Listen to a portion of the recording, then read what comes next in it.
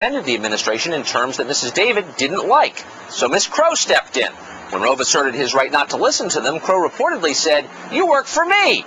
Rove allegedly responded, "I work for the American people," to which Crow may or may not have said, "I am the American people." Hot stuff, at least for a correspondence dinner in Washington. Here to talk about that incident and the political might and right of celebrity crusaders, we welcome Fred Smith, president and founder of the Competitive Enterprise Institute, a free market public policy group. Fred, thanks for coming on. Sounds like a very warm evening last night. Yeah, I'm sorry I missed it. I was out in L.A. Look, I'm not here to deny the existence of global warming. Temperatures appear to be rising. We can leave that debate for another time. But here's what I'm interested in. There seems to be a religious quality to the nature of the discussion, a kind of zealotry that sneaks into the rhetoric of global warming advocates. Why is that? Well, it's partly the traditional approach of elites everywhere to tell we others how to live our lives. The peers have always wanted to tell the peasants how to live a better life. When the railroad was invented, the Duke of Wellington, a peer of England at the time, said, "These railroads, they'll only allow the poor to aimlessly travel around the countryside." And of course that's true for automobiles and airlines and so on. Actually, Tucker, I don't even notice that, but there's a sort of a green battle of the bulge going on. A hopeless cause is pushing dramatically to win while they're slightly ahead.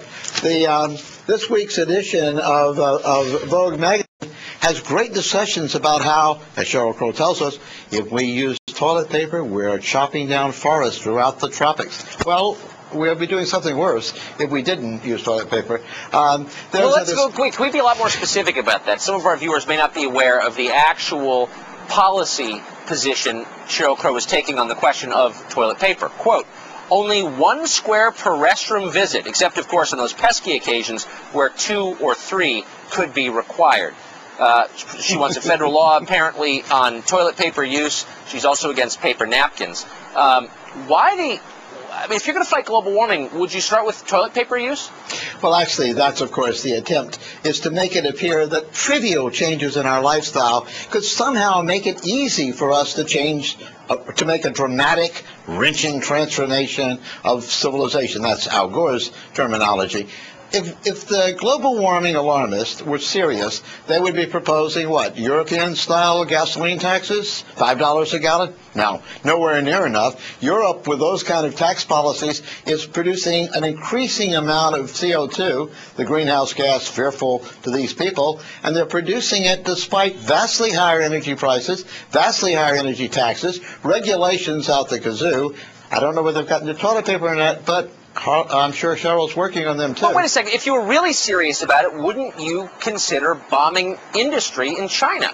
I mean, you have factories in China that, coal-fired factories with no filter on their emissions at all that really are pumping a lot of garbage into the sky. I mean, wouldn't you be serious about the foreign policy component of this?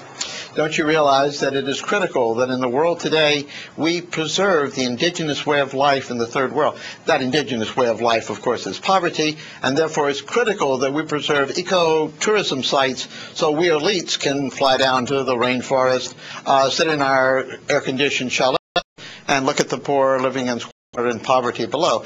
The world is energy poor. It is critical that we recognize that for America to exercise moral leadership in this area, we cannot go around and telling the energy poor of the world to stay poor. India and China are dramatically improving their situations, and if you think it's critical, worrisome that they're using energy, imagine what happens if they're shown the promised land and then denied access to it.